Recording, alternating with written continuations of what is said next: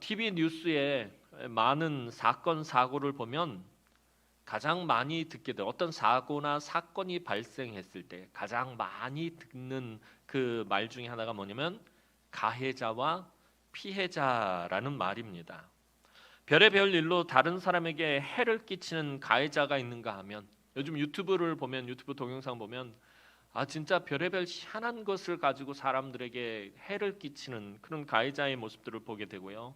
또 그에 대해서 어떠한 대응도 못하고 당하는 피해자가 있습니다.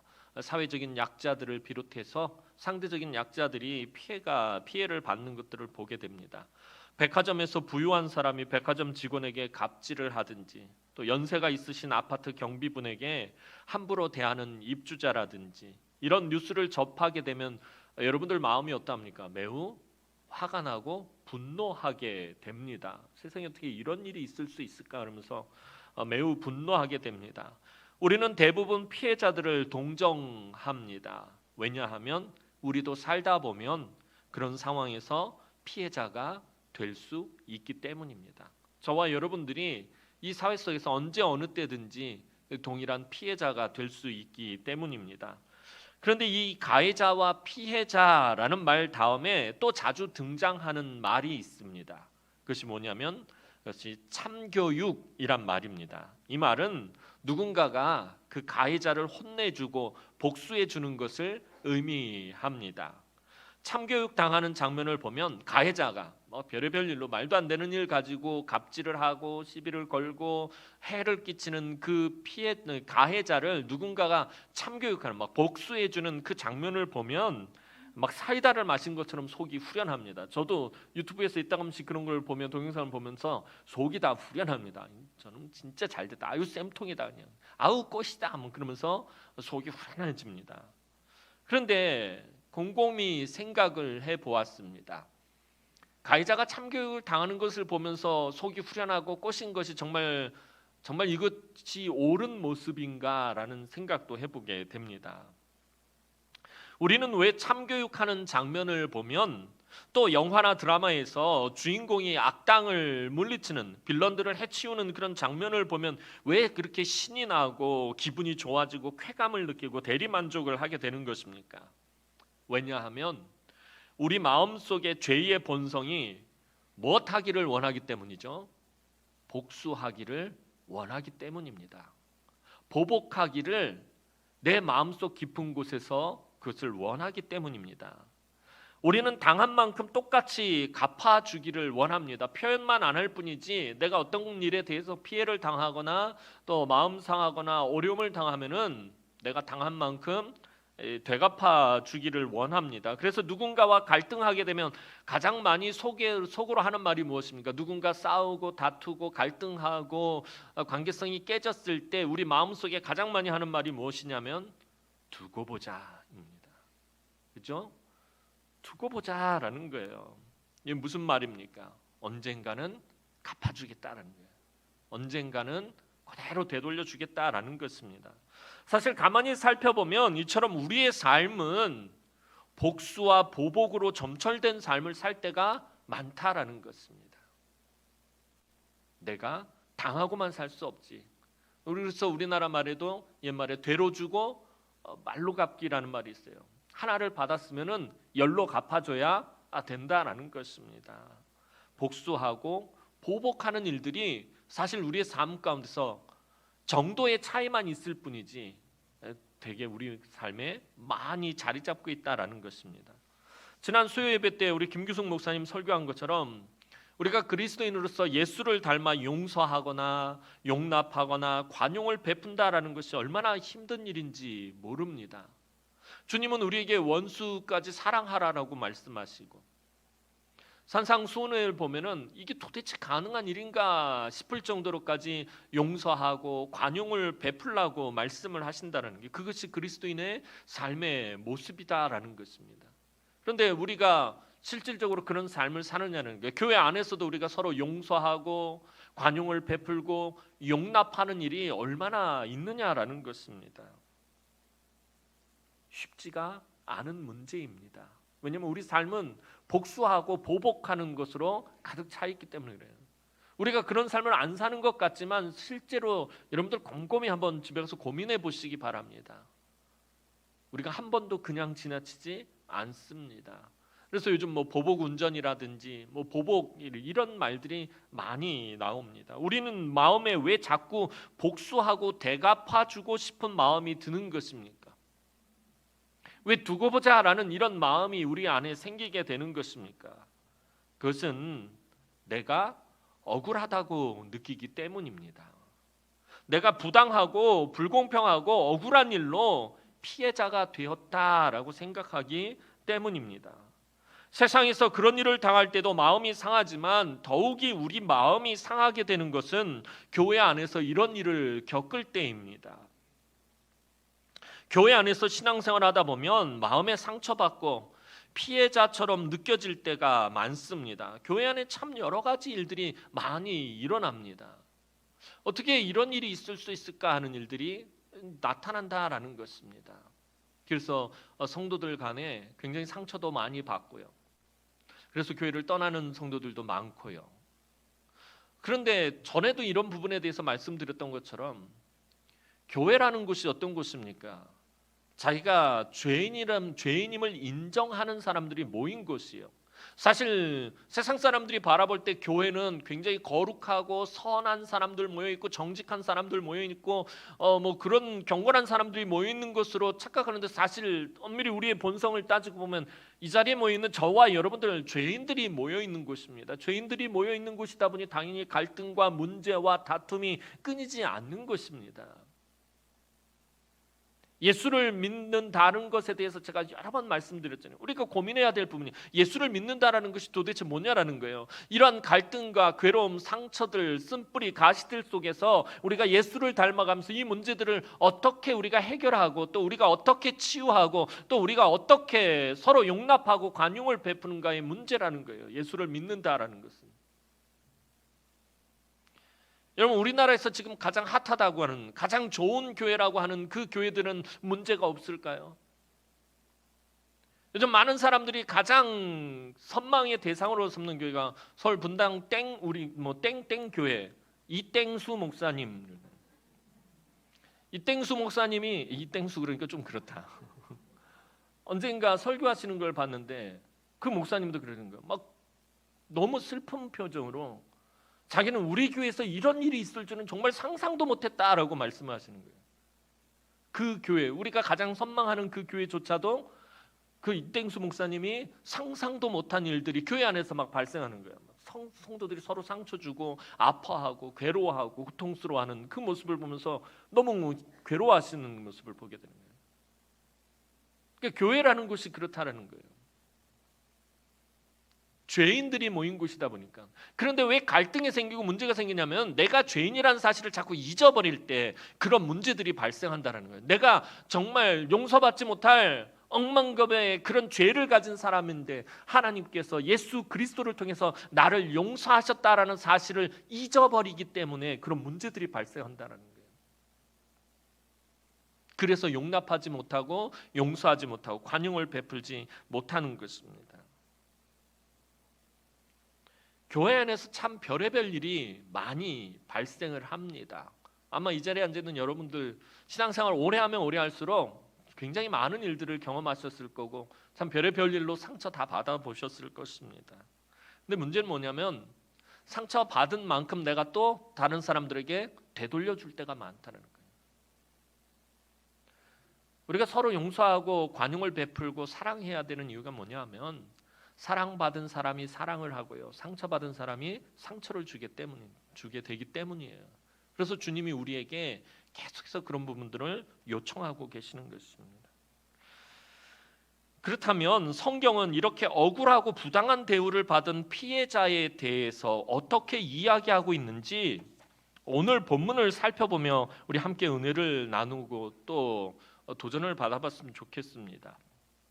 우리 믿음의 선조들 중에 성경에 나오는 믿음의 선조들 중에 피해자의 대명사 단연코 오늘 본문에 등장하는 요셉입니다. 그가 얼마나 부당하고 억울한 일을 겪었는지 이미 여러분들은 요셉의 스토리를 다 알고 계시기 때문에 잘 알고 있습니다. 10명의 형들이 그를 시기하고 미워하며 죽이려 했다가 애굽의 노예로 팔아버렸습니다. 한참 꿈 많은 17세 소년이 생판 알지도 못하는 낯선 곳에서 노예가 되어 그 주인의 손에 그 생명이 좌우되는 형편이 되어버립니다.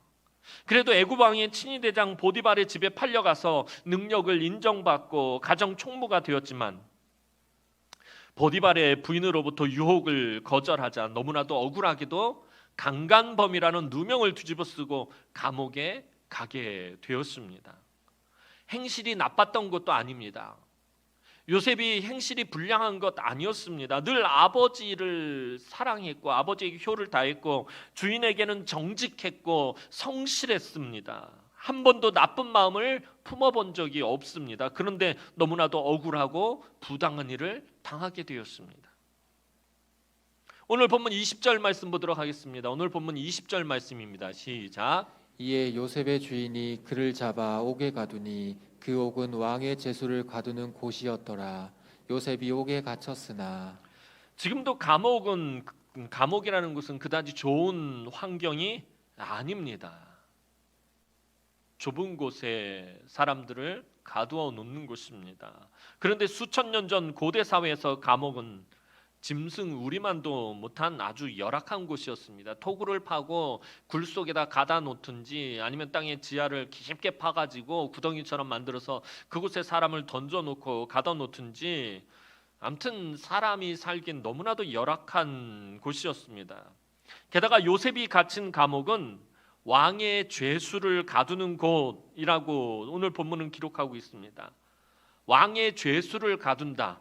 즉 이곳은 반역을 저지르거나 왕에게 큰 피해를 입힌 자가 갇히는 곳입니다. 다시 말해서 아주 중범죄를 다루는 곳입니다. 고대 사회에서 정말 최고의 중범죄는 사람을 죽인 살인죄 이런 여러 가지 악한 일들이 아니라 반역죄입니다. 우리나라도 예전에 조선시대라든지 그 시대를 보면 반역죄는 삼족을 멸한다고 그래요. 아주 무서운 중범죄로 다루는 것입니다. 그러니까 왕의 죄수를 가두는 곳이라는 것은 애굽에서 가장 흉악한 죄인들, 가장 중범죄자들을 가두는 곳입니다.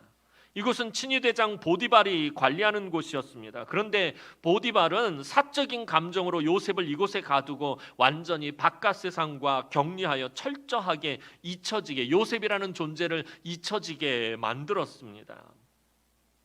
자기 부인의 불륜을 지우기 위해 요셉이 무죄하다라는 것을 알면서도 요셉을 중범죄자로 다루었던 것입니다.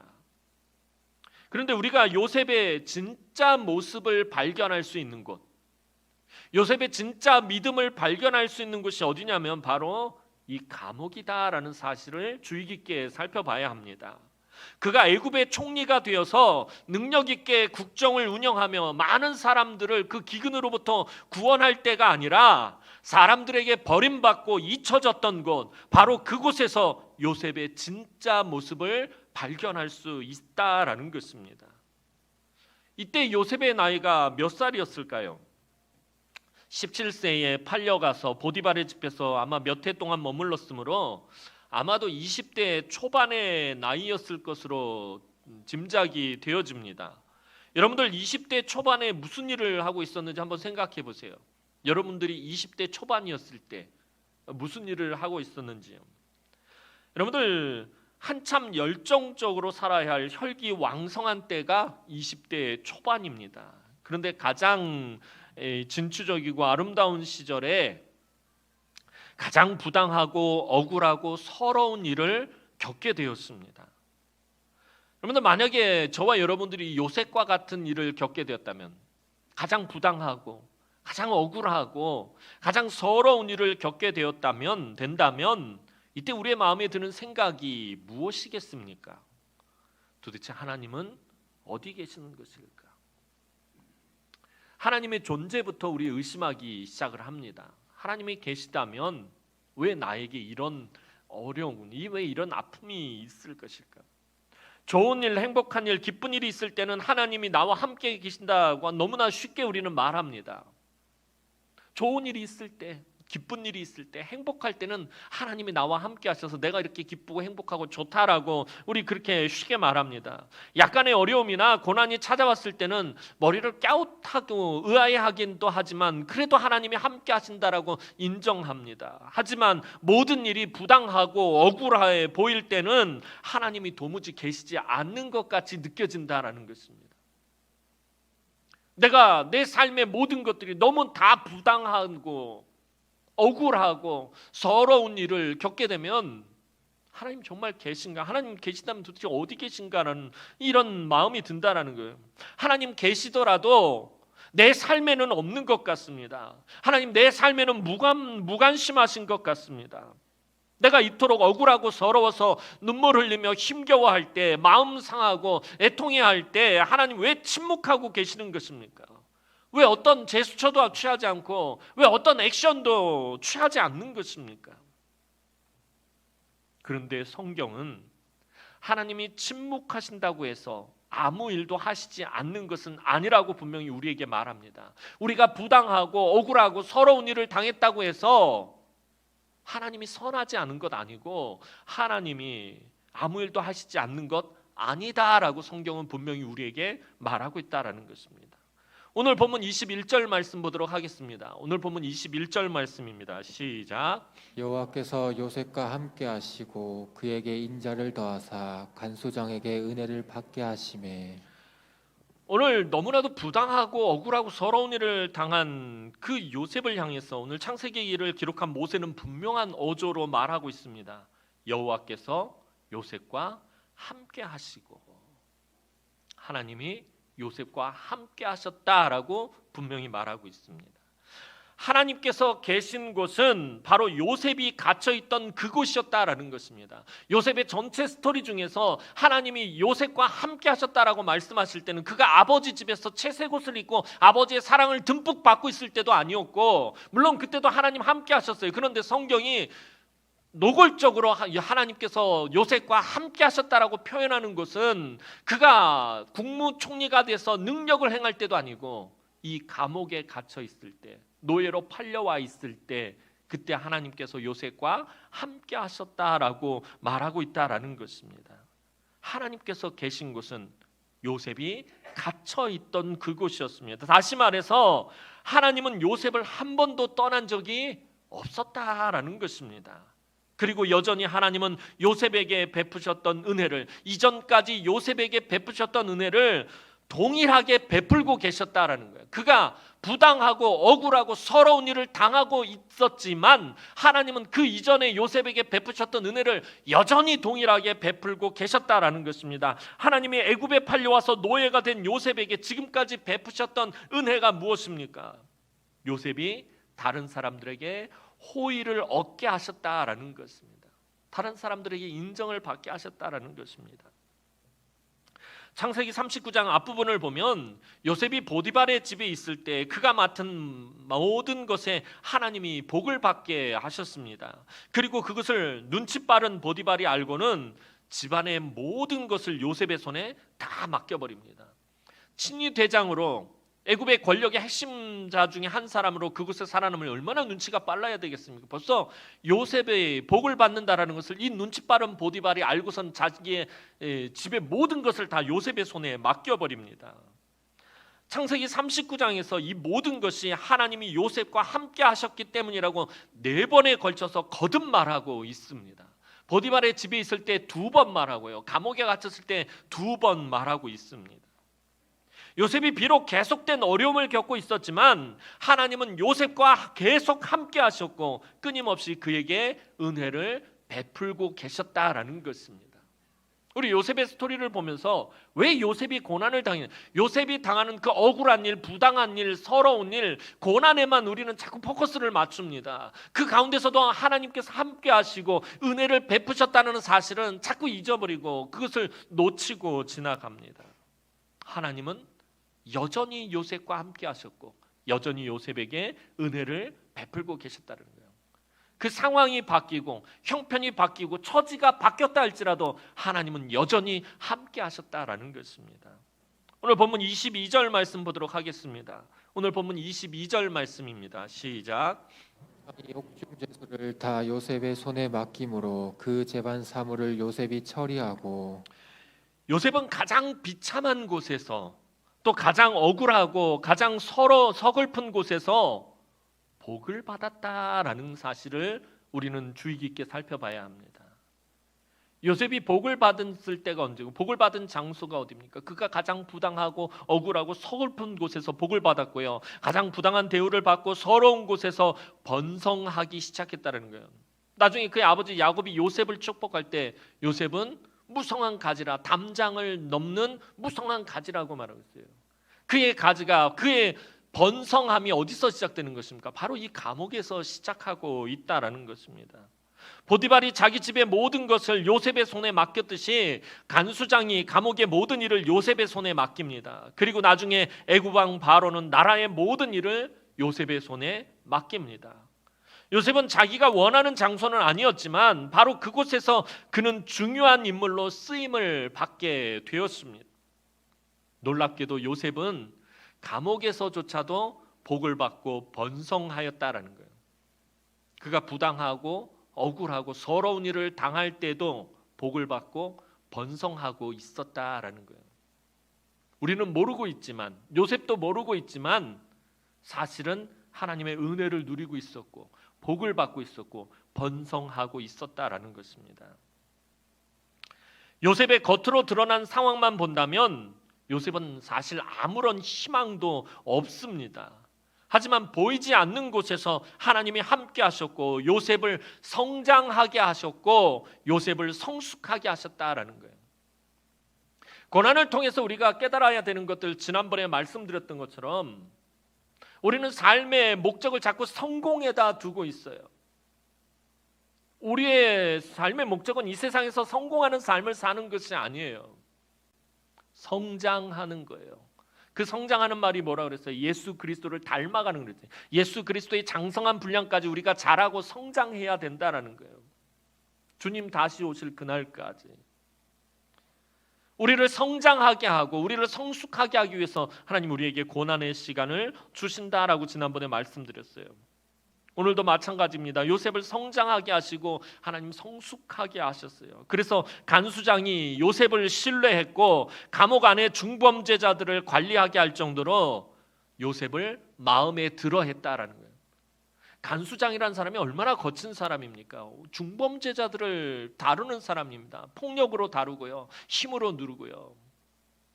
매우 거칠고 험악한 사람인데 그 사람이 요셉을 신뢰했고 그 사람이 요셉을 마음에 들어 했습니다. 간수장이 얼마나 요셉을 믿고 존중했는지 23절을 보면 알 수 있습니다. 오늘 본문 23절 말씀 보도록 하겠습니다. 시작. 간수장은 그의 손에 맡긴 것을 무엇인지 살펴보지 아니하였으니 이는 여호와께서 요셉과 함께 하심이라 여호와께서 그를 범사에 형통하게 하셨더라. 이 간수장은 채찍과 몽둥이로 죄수들을 다루는 사람입니다. 그 사람이 요셉을 얼마나 믿고 존중했는지 요셉의 손에 맡긴 것은 쳐다보지도 않았다는 거예요. 분명히 정직하고 성실하게 처리할 것이기 때문에. 요셉은 감옥에 갈 만한 잘못을 저지르지 않았습니다. 하나님 앞에서도 거룩하게 살았고요. 하지만 그는 부당한 대우를 받았고 억울하고 서러운 일을 겪게 되었습니다. 그런데 이런 현실에 대해 요셉은 놀랍게 대응하고 있다라는 것입니다. 감옥에서의 이런 요셉의 모습이 요셉의 전체 스토리에서 가장 알맹이가 되는 부분이에요. 우린 요셉의 전체 이야기, 전체 스토리를 보면 우리 가장 즐겁고 가장 눈여겨보는 곳이 어디예요? 가장 관심을 갖고 보는 곳. 그가 애굽의 총리가 되는 부분이에요. 그런데 요셉의 스토리에서 가장 알맹이격인 곳은 바로 이 감옥에서의 요셉의 이야기다라는 것입니다. 이제 요셉은 28살이 될 때까지 감옥에서 여전히 부당하고 억울한 삶을 살고 있었습니다. 그리고 그곳에서 이제 한 사건이 발생합니다. 여러분들 잘 아시는 것처럼 왕의 떡 맡은 관원장과 술 맡은 관원장이 왕의 노여움을 사서 감옥에 들어오게 된 것이었습니다. 이 떡 맡은 관원장 왕에게 음식을 제공하고요. 그 음식을 먼저 먹어보는 거예요. 옛날 우리 조선시대 보면 기미상궁이라고 있잖아요. 왕의 음식을 독이 들었나 안 들었나 먼저 먹어보는 거예요. 그러니까 떡 맡은 관원장은, 술 맡은 관원장은 왕이 가장 신뢰하는 사람을 세우는 것이에요. 지금으로 치자면 이 두 사람은 대통령 경호실장, 비서실장격인 그런 위치에 있는 사람이었습니다. 다시 말해 애국 권력의 실세였습니다. 그래서 보디발은 요셉이 이들을 잘 섬기도록 그렇게 만듭니다.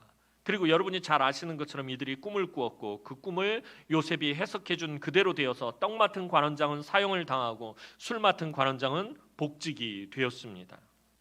자, 그 과정에서 요셉은 술 맡은 관원장에게 자기를 왕에게 잘 말해서 좀 선처해 달라고 부탁을 합니다. 창세기 40장 14절 말씀 한번 보도록 하겠습니다. 창세기 40장 14절 말씀입니다. 시작. 당신이 잘 되시거든 나를 생각하고 내게 은혜를 베풀어서 내 사정을 바로에게 아뢰어 이 건져 주소서. 자, 요셉은 술 맡은 관원장에게 지금 뭘 하고 있는 거죠? 청탁을 하고 있는 거죠. 오늘날로 치자면 자기가 당한 부당하고 억울하고 서러운 일을 알리면서 도움을 요청합니다. 내가 그 꿈을 해석해주고 그 꿈대로 반드시 될 테니까 그 보상으로 나를 좀 선처해 달라고 왕에게 말씀을 잘 드려서 죄 없는 한 사람이 지금 감옥에 갇혀 있으니까 그 사람을 좀 선처해 달라고 부탁을 하고 도움을 요청합니다. 저는 이 부분이 왠지 모르게 참 기가 막히게 좋은 부분이라고 생각합니다. 혹 어떤 분들은 요셉이 믿음 없다라고 말할지 모르겠어요. 아예 끝까지 하나님을 의지하고 붙잡아야지, 사람을 붙잡고 사람을 의지하고 사람에게 도움을 요청하나, 요셉도 참 그러네 이렇게 말할지 모르겠지만 저는 여기서 요셉의 이 인간적인 모습을 볼 수 있다라는 것이 너무 좋다라는 거예요. 요셉도 연약한 사람이었구나. 요셉도 정말 마음이 약한 사람이었다라는 거예요. 무슨 말이냐 하면 우리는 요셉이라는 인물을 대할 때 우리와는 아주 다른 별개의 인물로 생각할 때가 많습니다. 너무나도 탁월하고 뛰어나고 실수가 전혀 없는, 그래서 진짜 바늘로 찔러도 피 한 방울 나오지 않을 것 같은 그렇게 정말 정확한 그런 사람, 하나님의 사람이라고 그렇게 생각합니다. 하지만 성경은 그도 우리와 다를 바가 없는 아주 연약한 사람이라는 것을 지금 넌지시 알려주고 지나가고 있다는 것입니다. 감옥에서의 삶이 요셉이라고 해서 고통스럽지 않고 힘들지 않았겠느냐라는 거예요. 우리는 기본적으로 깔고 가는 생각이 요셉은 감옥에서도 힘들지 않았을 거야, 고통스럽지 않았을 거야, 괴롭지 않았을 거야, 워낙 탁월하고 뛰어난 사람이니까 그렇게 생각하기 쉬운데 아니라는 거예요. 요셉도 그 감옥에서의 삶이 너무 괴롭고 너무 고통스럽고 너무 힘들었다라는 거예요. 얼마나 고통스러웠으면 이 술 맡은 관원장에게 자기 처지를 지금 호소하고 있느냐라는 것입니다. 요셉도 그렇게 연약한 사람이다라는 것을 왜 오늘 본문은 밝히고 지나갈까요? 어떻게 보면 요셉의 전체 스토리 중에서 흠과 같은 곳인데, 옥의 티라고 할 수 있는 부분인데 왜 이 부분을 밝히고 지나가고 있느냐라는 것입니다. 요셉도 우리와 똑같은 사람이다라는 것을 말해주고 있는 거예요. 뒤에서 다시 이야기하겠지만 요셉이 할 수 있으면 우리들도 할 수 있다라는 거예요. 그것을 넌지시 오늘 성경은 우리에게 말해주고 지나가는 것입니다. 요셉은 드디어 술 맡은 관원장이 복직되어서 감옥을 나가는 것을 보게 되었습니다. 그때 요셉의 마음이 얼마나 희망으로 부풀어 올랐겠습니까? 그 꿈 이야기를 듣고 그 꿈을 해석해 줬는데 그 꿈을 해석한 그대로 돼서 이 술 맡은 관원장이 복직이 돼요. 바로의 곁으로 돌아갑니다. 다시 권력을 얻게 되었습니다. 그 나가는 그 술 맡은 관원장을 보면서 막 손을 흔들고 나를 기억해 달라고 막 얼마나 저기를 했겠어요. 그러면서 얼마나 이 꿈에 부풀어 있겠어요. 희망으로 부풀어 올랐습니다. 며칠만 지나면 이제 간수장이 요셉을 풀어주며 자유가 되었다고 말해주길 간절히 기다렸을 거예요. 이 술 맡은 관원장이 힘을 써서 자기를 풀어줄 거라고 아마 기다렸을 거예요. 그런데 요셉은 또다시 부당한 일을 당합니다. 꿈을 제대로 해석해 주었고 그대로 되었는데 아무런 보상을 받지 못했다라는 것입니다. 창세기 40장 23절 말씀 보도록 하겠습니다. 창세기 40장 23절 말씀입니다. 시작. 술 맡은 관원장이 요셉을 기억하지 못하고 그를 잊었더라. 술 맡은 관원장이 요셉을 기억하지 못하고 그를 잊었더라. 지금 감옥에서 억울하고 부당하고 서러운 삶을 살고 있는 요셉에게 있어서 지금 현실적인 가장 희망이 무엇입니까? 이 술 맡은 관원장이 복직이 되면서 자기를 구명해주고 사면권을 받아주는 것이에요.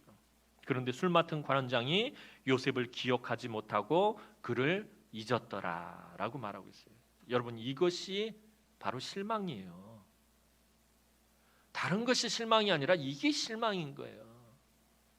여러분, 실망이란 말을 쓰려면 이런 때나 쓸 수 있는 말이에요. 실망이란 말은 아무 때나 쓸 수 있는 말이 아니에요. 사실 얼마나 실망스럽습니까?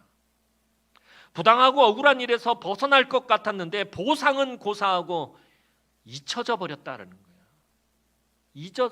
잊어버렸어요. 기억하지 못하고 그를 잊었더라. 얼마나 마음 아픈 말입니까? 얼마나 실망이 되는 말이에요.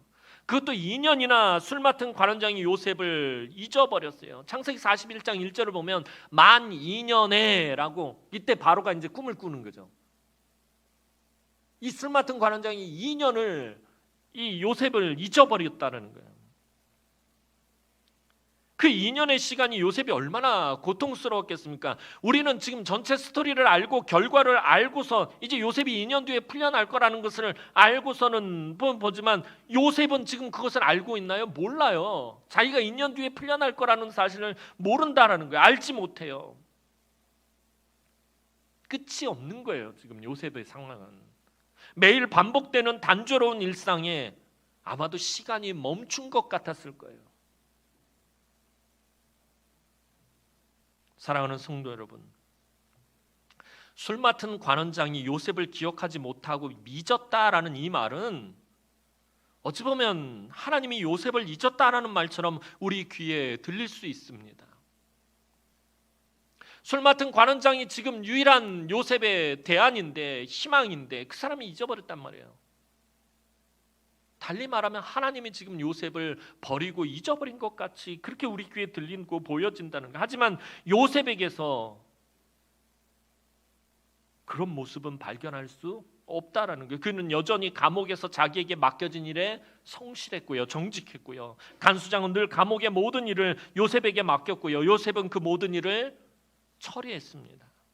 계속해서 남들에게 피해만 보아왔던 이 피해자가 계속해서 하나님을 신뢰하고 하나님과 함께하고 있었다라는 거예요.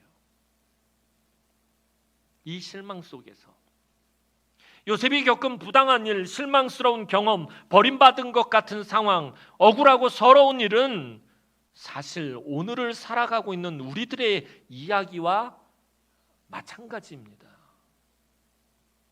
그래서 아까 요셉의 그 약간 인간적인 부분들을 성경이 논한 것은 이 요셉의 이야기는 수천 년 전에 우리와는 전혀 별개의 인물의 삶을 이야기하고 있는 것이 아니라 오늘을 살아가고 있는 저와 여러분들의 이야기나 마찬가지임을 말하고 있다라는 것입니다.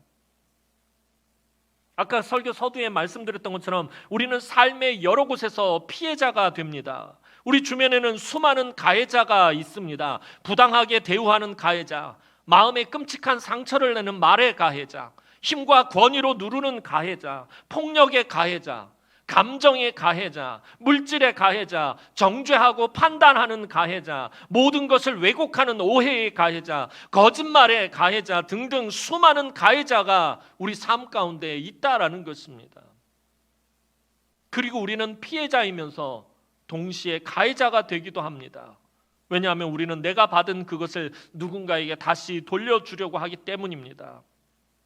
또한 우리는 가해자에게 참교육하기를 원합니다. 나에게 해를 가한 그 가해자에게 보복하기를 원합니다. 그런데 오늘 요셉에게서는 그런 모습을 찾아볼 수 없습니다. 그는 나중에 엄청난 힘과 권력을 얻은 뒤에도 자기에게 해를 끼친 그 가해자들에게 참교육을 시전하지 않습니다. 그가 감옥에서 가장 부당하고 억울하고 서러운 일을 겪고 있을 때 그가 깨달은 것이 무엇입니까? 하나님이 여전히 나와 함께 하신다라는 거예요. 하나님이 자기와 함께하고 있다는 것을 알고 있었기 때문에 그는 자기가 당한 그 부당하고 억울한 그 피해들을 가해자들에게 고스란히 돌려주지 않았다라는 것입니다.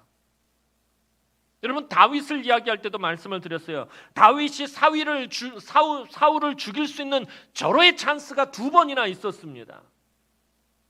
그리고 다윗에게는 사울을 죽일 수 있는 명분조차 있었어요. 다윗이 사울에게 너무나도 억울한 일을 당하고 있었기 때문입니다. 그리고 다윗은 이미 이스라엘의 왕으로 기름 부음을 받았기 때문에 사울을 죽일 수 있는 명분이 다윗에게는 분명히 있었다는 거예요. 자기에게 아무런 이유 없이 그 질투와 시기로 계속해서 가해하는, 피해를 주는 가해자인 그 사울을 참교육할 수 있는 그 명분이 다윗에게는 분명히 있었어요. 그런데 다윗은 가해자였던 사울에게 보복하지 않습니다. 왜 그런 것입니까? 피해자인 자기에게 하나님이 함께 하신다는 것을 알고 있었기 때문이에요. 하나님이 나와 지금 함께하고 있고 내 곁에 하나님이 계시는데 그 하나님과 함께 내가 복수를 할 수 없기 때문이에요. 오늘 내가 부당한 일과 억울한 일과 서러운 일을 당하고 있다고 생각하는 분들에게 하나님은 아주 중요한 메시지를 전해주고 계십니다. 우리는 각기 다 다른 요셉과 같은 시간을 지날 때가 있습니다. 부당하고 억울하고 서러운 상태에 있을 때 여러분의 마음을 거칠게 몰아쳐서 여러분 스스로 마음의 생채기를 내지 마시기 바랍니다. 요셉도 우리와 똑같은 연약한 사람이었습니다. 하지만 요셉은 가시와 쓴뿌리로 가득한 마음으로 살지 않았다라는 것입니다. 가해자들을 향해서 두고 보자라는 마음도 품지 않았다라는 것입니다. 요셉이 그렇게 할 수 있었다면 저와 여러분들도 그렇게 할 수 있습니다. 왜냐하면 우리가 신뢰하는 하나님은 우리가 어떤 상황, 어떤 형편, 어떤 처지 가운데 있을지라도 함께 하시는 하나님이시기 때문입니다. 하나님은 여러분을 버리지 않으셨고 잊지 않으셨습니다.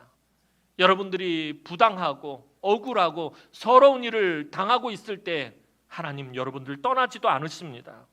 하나님은 요셉과도 함께 하셨듯이 여러분과도 함께 하십니다. 여러분이 그 함께 하시는 하나님께 구한다면 고통과 고난을 이기고 견디는 은혜를 반드시 주십니다.